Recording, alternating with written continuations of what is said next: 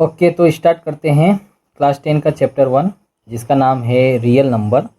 और इसमें हम लोग करने वाले हैं 20 बेस्ट एमसीक्यू जो कि आपके एग्ज़ाम के लिए बहुत ज़्यादा इम्पोर्टेंट है। तो चलिए स्टार्ट कर लेते हैं इसको क्वेश्चन नंबर 1 से। तो क्वेश्चन नंबर 1 क्या है यहाँ पे, given that HCF of 253 and 440 equal to 11। यानी कि यहाँ पे दो नंबर है, एक है 253 और एक है 440, और इसका जो एचसीएफ गिवन है वो क्या है, 11 है। And LCM of 253 and 440 equal to 253 into R, the value of R is. तो एलसीएम यहाँ पे 253 इंटू आर है, और यहाँ दो नंबर भी गिवन है, एचसीएफ भी गिवन है, और आपसे आर का वैल्यू पूछा जा रहा है। तो जब भी ऐसा क्वेश्चन आए, जब भी आपके पास एचसीएफ और एलसीएम हो, फर्स्ट नंबर हो, सेकेंड नंबर हो, तो आप किसी भी चीज़ को फाइंड करने के लिए एक फार्मूला का इस्तेमाल कर सकते हैं। वो फार्मूला है HCF into LCM equal to first number into second number. ठीक है, मैं यहाँ पे फर्स्ट और सेकेंड लिख दे रहा हूँ। तो एचसीएफ यहाँ पे कितना है, 11 है, और एलसीएम कितना है, 253 इंटू में आर है, और equal to first number actually में क्या है यहाँ पे 253 है, और जो सेकेंड नंबर है वो क्या है 440 है। ठीक है, अब यहाँ पे इसको सॉल्व कर लीजिए। देखिए यहाँ पे 253 जो है 253 से कैंसिल हो गया, और 11 4 जा 44 होता है, तो यहाँ 40 होगा। तो आर का जो वैल्यू है कितना मिल गया, 40 मिल गया। तो ऑप्शन यहाँ पे बी करेक्ट होगा। ऑप्शन बी क्या है यहाँ पे, करेक्ट है। इसी तरह से नेक्स्ट क्वेश्चन को देखते हैं। Which of the following is not an irrational number. आपसे पूछा जा रहा है यहाँ पे ऐसा कौन सा नंबर है जो इरेशनल नहीं है, यानी कि रेशनल पूछ रहा है ना। इरेशनल नहीं है मतलब क्या पूछ रहा है, रेशनल ही पूछ रहा है। तो रेशनल के लिए आपको मालूम होना चाहिए कि ऐसा नंबर जो p बाई क्यू के फॉर्म में हो, है ना। q का वैल्यू क्या होना चाहिए, 0 नहीं होना चाहिए। एंड p एंड q क्या होना चाहिए, इंटीजर्स होना चाहिए। ठीक है, इंटीजर्स होना चाहिए। और एक बात का ध्यान रखिएगा कि रेशनल नंबर जो है कभी रूट में नहीं होता है, यानी कि जो रूट है √3 है, या यहाँ पे √2 है, या √5 है, √7 है, ये कभी ब्रेक नहीं होता है, ये इरेशनल ही होता है। लेकिन जैसे √4 है, तो √4 को हम लोग क्या लिख सकते हैं, 2 का स्क्वायर लिख सकते हैं ना, और ये स्क्वायर और रूट कैंसिल हो जाएगा, तो ये 2 बच जाएगा, और 2 के नीचे में 1 छुपा हुआ है, तो ये क्या है, p है, और ये क्या है, q है। तो ये एक क्या है, रेशनल नंबर हो जाता है। क्लियर है। नाउ आपसे इस क्वेश्चन में पूछा जा रहा था कि कौन सा इरेशनल नहीं है, मतलब रेशनल कौन सा है। देखते हैं ऑप्शन ए को। यहाँ पे देखिए 5 है जो कि रेशनल है, और √3 क्या है, इरेशनल है। तो इरेशनल नंबर के साथ में आप प्लस करो या माइनस करो, आंसर क्या होगा, इरेशनल ही होगा, यानी कि ये आंसर नहीं है क्योंकि रेशनल पूछा जा रहा है। अगेन √2 एंड √5 है ना, ये भी क्या है, इरेशनल है। 4 + √2 ये भी क्या है, इरेशनल है।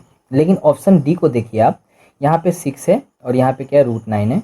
√9 एक्चुअली में किसका स्क्वायर होता है, 3 का स्क्वायर होता है। तो यहाँ पे ये स्क्वायर और रूट कैंसिल हो जाएगा, तो बच जाएगा यहाँ पे 3/1 जो कि रेशनल हो जाएगा। और ये भी 6 क्या था, रेशनल था। तो 6 + 3 एक्चुअली में कितना होगा, 9, जो कि क्या होगा, रेशनल होगा। तो ऑप्शन डी यहाँ पे क्या है, करेक्ट है।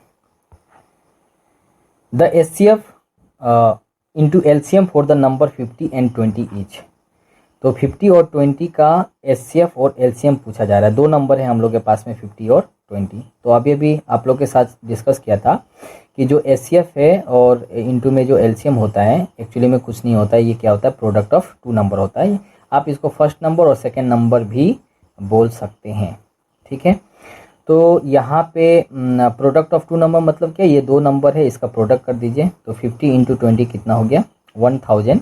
तो 1000 इसका क्या होगा, सही आंसर हो जाएगा। ऑप्शन सी करेक्ट है। Euclid division lemma state that for 2 positive integers a and b, there exists unique integers q and r such that a equal to bq plus r, where r must satisfy।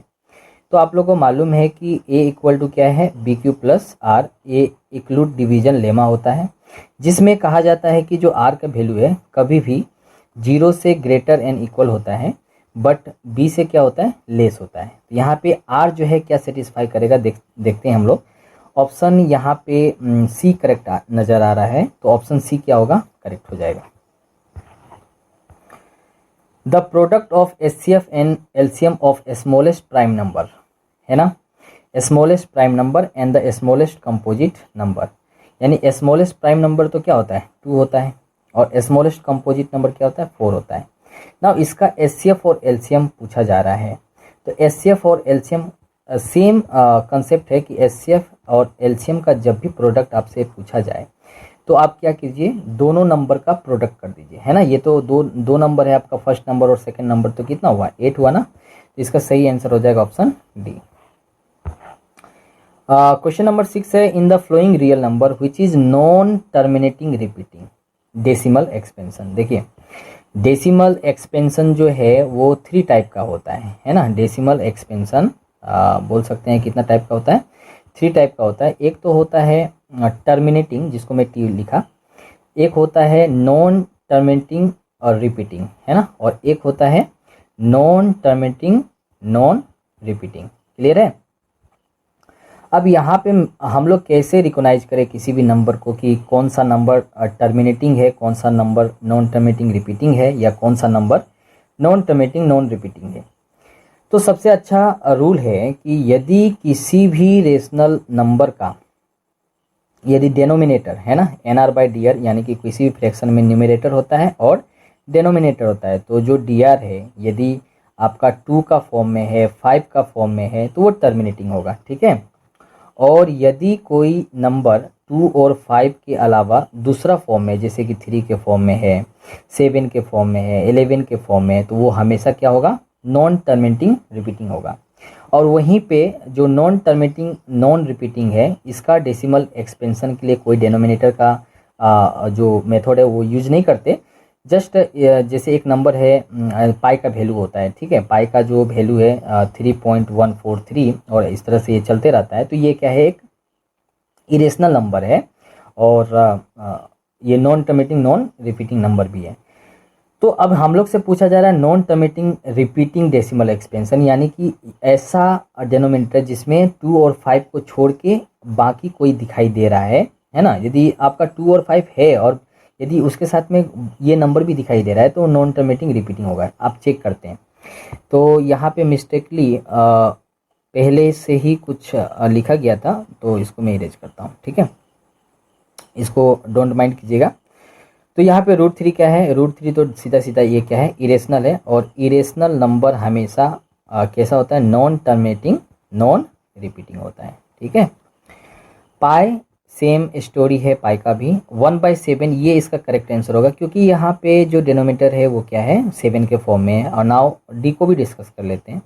देखिए 125 पे 125 को हम लोग break करेंगे, तो यहाँ से 5 से ये 25 टाइम में कैंसिल हो गया, अगेन ये 5 से 5 टाइम में कैंसिल हो जाएगा, यानी कि ये 5 पर पावर कितना है 3 है, तो ये 5 के फॉर्म में है, दैट मीन्स ये क्या होगा, टर्मिनेटिंग होगा। आगे चलते हैं।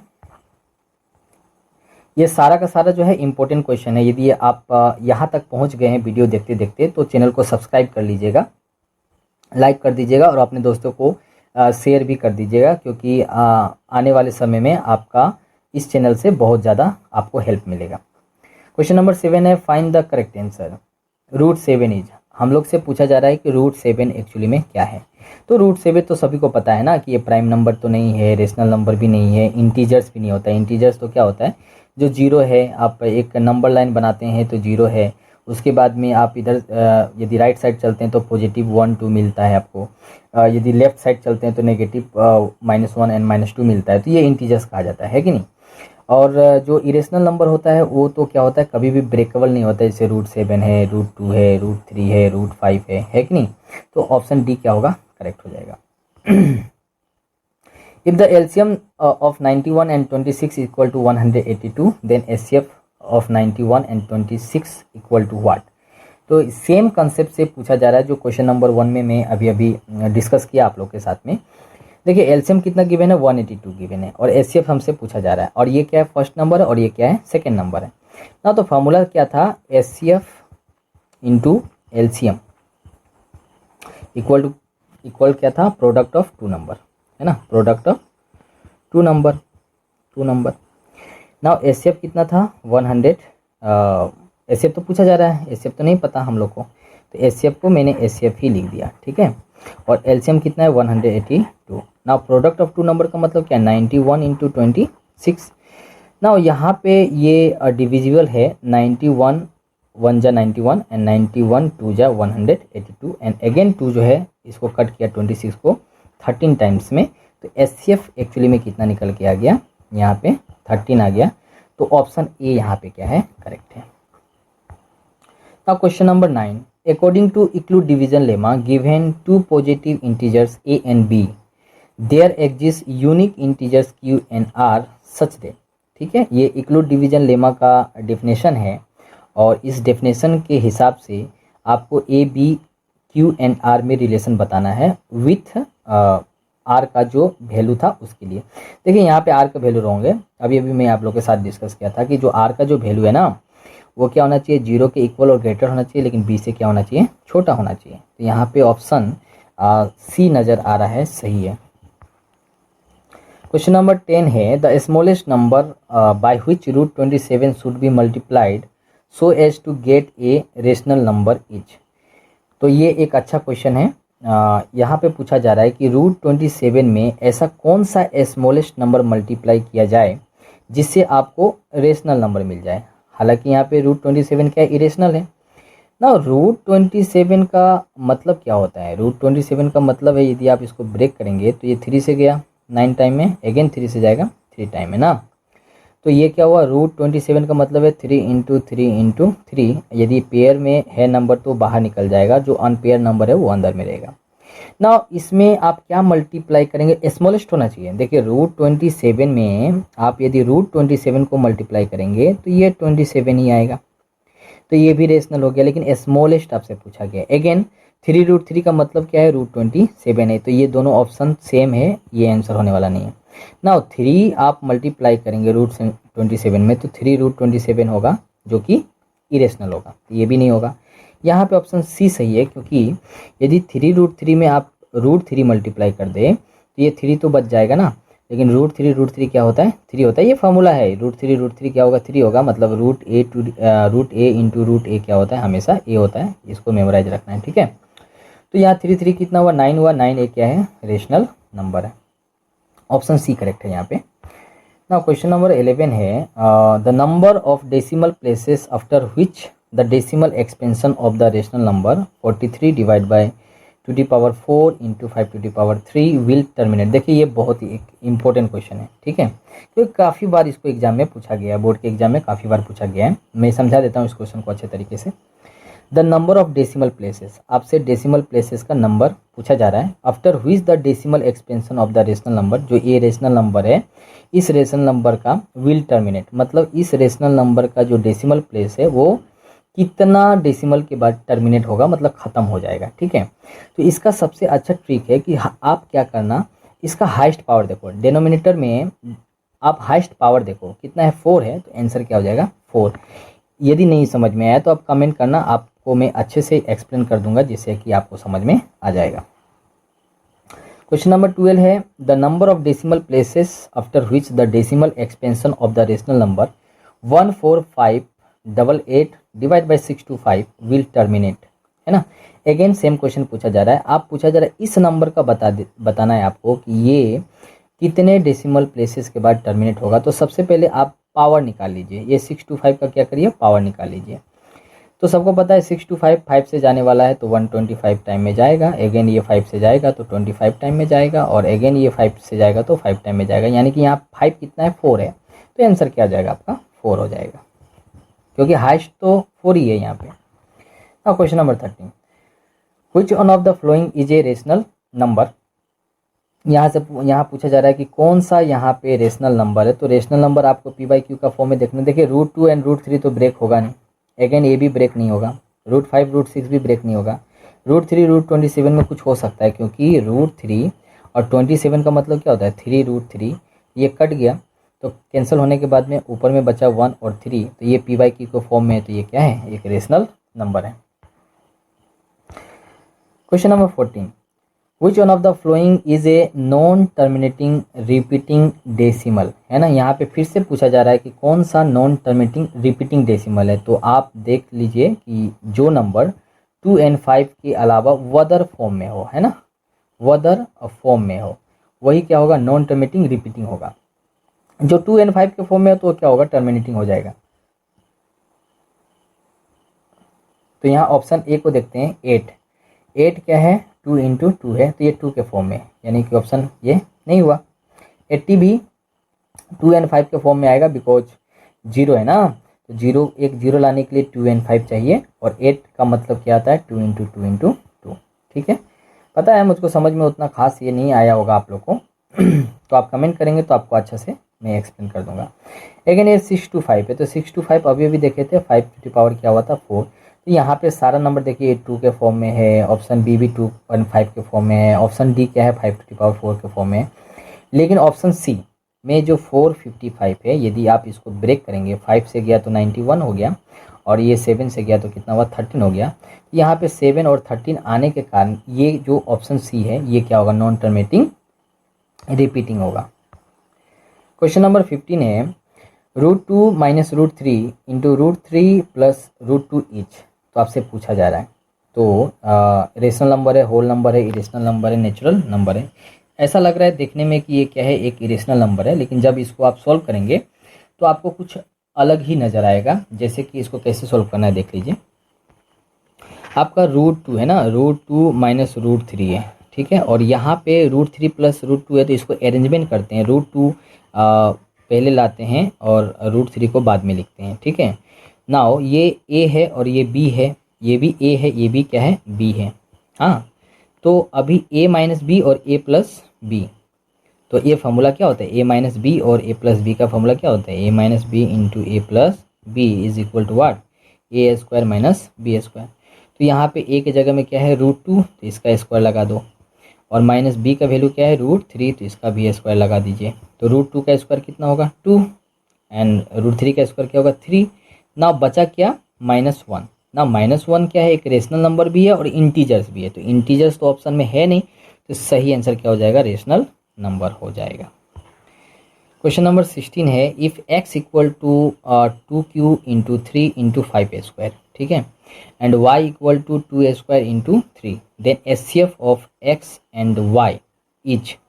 यानी कि इस x और y का HCF पूछा जा रहा है। जब भी आपसे HCF पूछा जाए तो आप क्या करिए, यहाँ पे 2q मतलब क्या है, 3 बार लिखना है आपको, ठीक है, और यहाँ 3 है तो 3, और 5 कितना है, 2 बार, 5 स्क्वायर मतलब क्या होता है, 2 बार लिखना है ना, और यहाँ y का मतलब यह है 2 स्क्वायर मतलब 2 बार 2 लिख दीजिए, है ना, और यहाँ 3 है तो 3। देखिए HCF का मतलब होता है कॉमन, तो आप कॉमन निकाल लीजिए।